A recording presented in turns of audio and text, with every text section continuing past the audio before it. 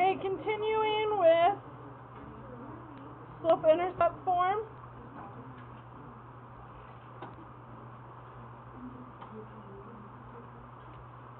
So if I want you to state the slope and y-intercept. But before we do that, who remembers the equation that we need from last week? Y equals B So y equals mx plus b. What does m equal? 0. What's another word for the m? Slope. What's b equal? The y-intercept. Okay, so if we look at y equals 3x plus 4, I need to figure out what m and b is. So m is what? 3. B is 4. Remember, your m is always in front of your x. B is whatever when it's plus, and then whatever number that is. So what about y equals negative 5x plus 2?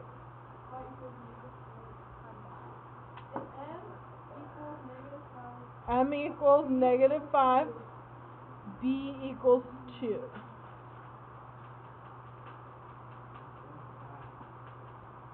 What about y equals 1/2 x minus 6?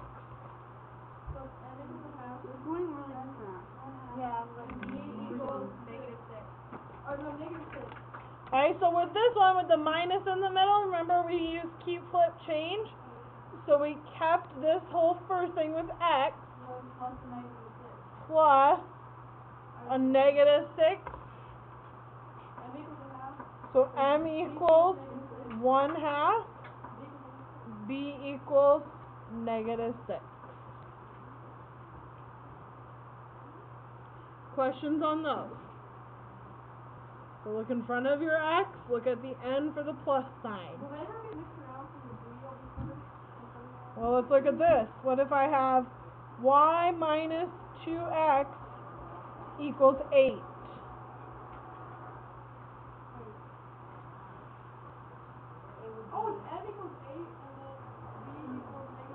Nope. Because if I look at my original equation, I have to have y on the left side and everything else on the right side.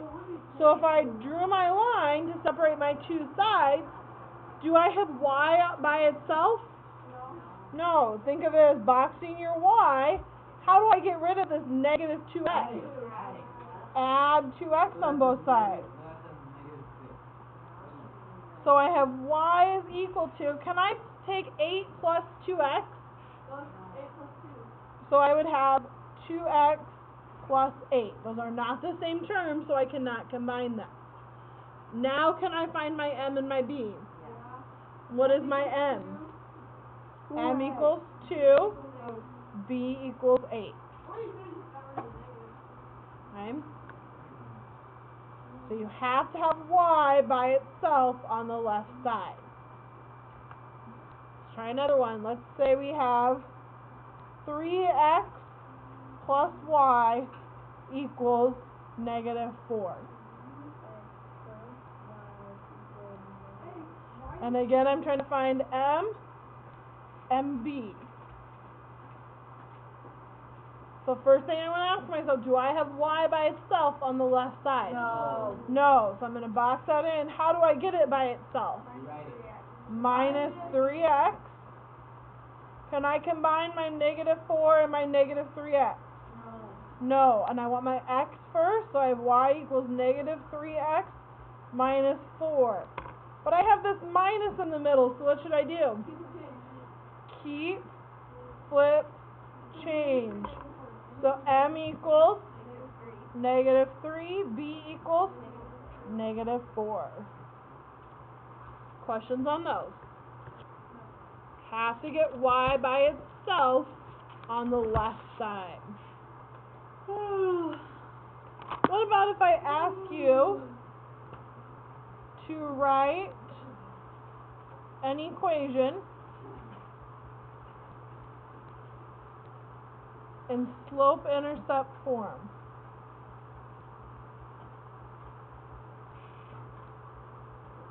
And I'm given m equals -3/4, b equals -2. So how do I write my equation?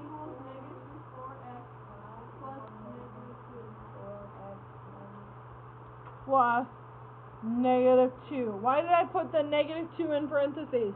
Because we know it's negative or minus. So I know it's a negative number with that 2. Do I have to have parentheses? No, but I would strongly suggest it because otherwise it's going to get too confusing with your sign. Okay? What about m equals 5/6, b equals 8? Y equals 6x plus 8. Y equals 5/6x plus 8. So we're just taking whatever m is equal to, plugging it in front of x, whatever b is at the end. Kevin and Juan, I hope you're paying attention. Okay, I'm going to give you 2 to try by yourself. So the first one, m equals -2/3, b equals -10. And then the second one, m equals -1/4, b equals 5. So I'm going to give you about a minute to try those by yourself. And just check it out.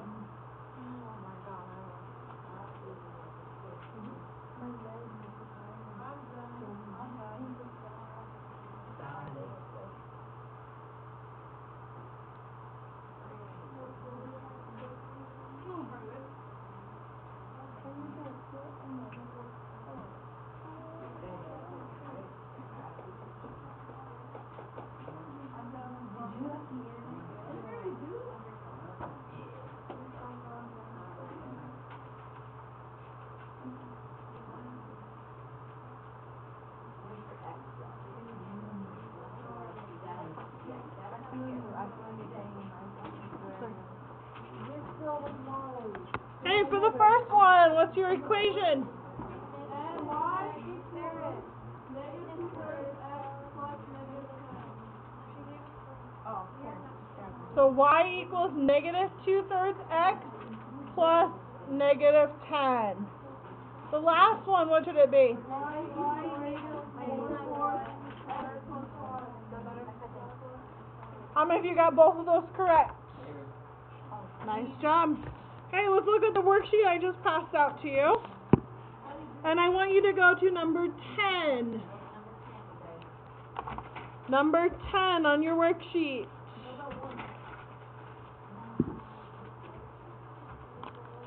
So on number 10, it says to graph a line with a slope of 1 and a y-intercept of -4. Who remembers what y-intercept means? Up and down. Up and down what? What's that y-intercept do? What's it do with the y-axis though? No, y-intercept. It intercepts it, which means what? It crosses. So if I know my y-intercept is -4, is my y-axis sideways or up and down? Up and down. So if it's a -4, where am I going to go? Why would I go over? I'm going to go down 4. So on my y-axis, here's 0. I'm going to go down 4. So 1, 2, 3, 4. And I'm going to place a dot. I'm starting with my y-intercept, which is -4. I'm getting there. You have to start with the y-intercept first. Okay?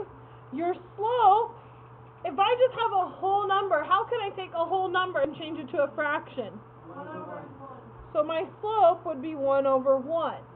So from this point, I'm going up 1, right 1. And I'm going to continue that to form my line. So I'm going up 1 over 1 from each point. How far do I go? How many? Okay? So I should connect my whole graph. So there's my line. And so you can't go no more? So then I connect it up. Okay? I get this. Those are easy. Let's try number 11.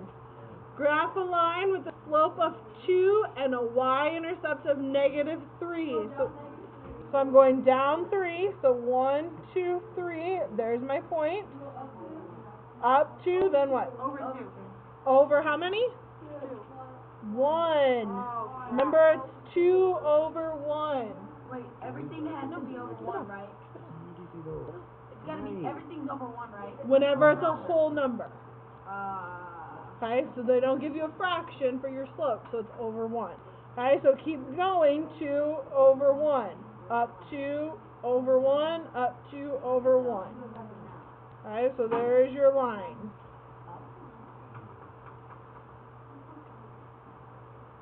Who said they're confused?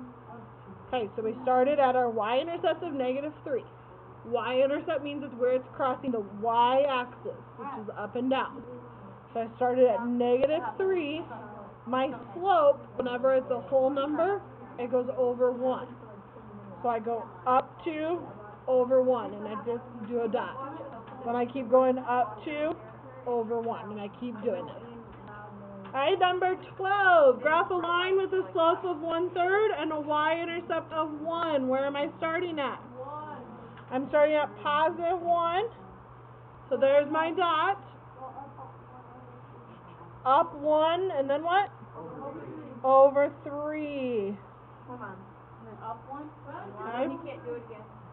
Then you can't do it again. But notice how my line is going this way. So since it's a positive number, I can go up and right.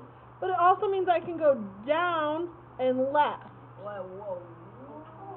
What? Because down would be representing negative, right? Yes. And left is a negative. So if I have a negative over a negative, what's that become? Positive. A positive. So if it's positive over positive, you can go negative. If it's negative. Okay, so you would go down and left if it's positive. Oh. Okay, so there is my line. You would be able to tell because you already had this point, you know it has to be over here. So you would go down and left. When it says, how do you do number 1? Okay, put that aside for right now.